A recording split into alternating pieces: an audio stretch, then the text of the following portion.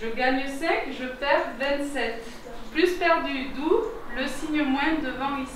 Au Centre spécialisé d'enseignement secondaire Jean Lagarde, nous avons mis en place un logiciel spécialisé qui permet à des enfants en situation de handicap moteur d'écrire des mathématiques.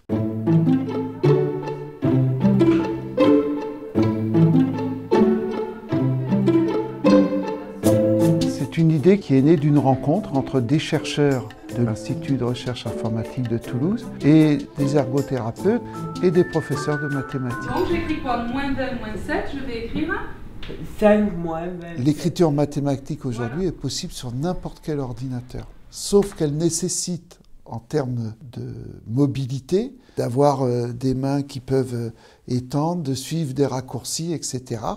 Et donc, du coup, c'est une réelle difficulté pour ces jeunes-là. L'idée est partie de là. On s'est dit, mais pourquoi il n'existe pas un outil qui réunit tout, dans lequel on aurait tous les symboles au même endroit et voilà, qui viendrait utiliser pour écrire en mathématiques. On a gagné 2 à 3 fois plus de temps avec un Mathieu dans tous les cas.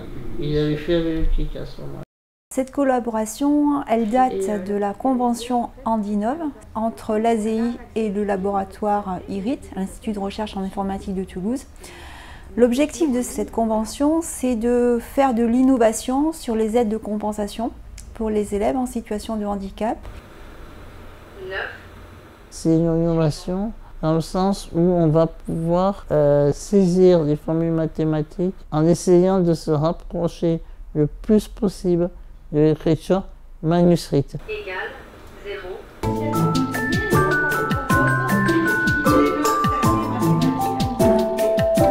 Donc on s'est rendu compte que ce clavier mathématique aidait au niveau du temps de production, et au niveau aussi de la fatigue à gérer par un enfant avec des troubles moteurs.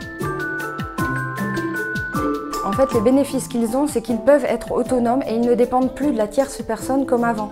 Ils vont pouvoir écrire seuls leurs leçons, leurs devoirs en maths, que ce soit à la maison ou en contrôle.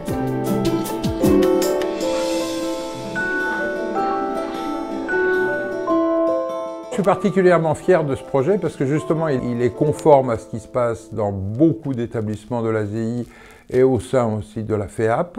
C'est cette capacité que nous avons d'écouter, d'entendre et de mettre en œuvre des projets qui sont au service des personnes qu'on accompagne.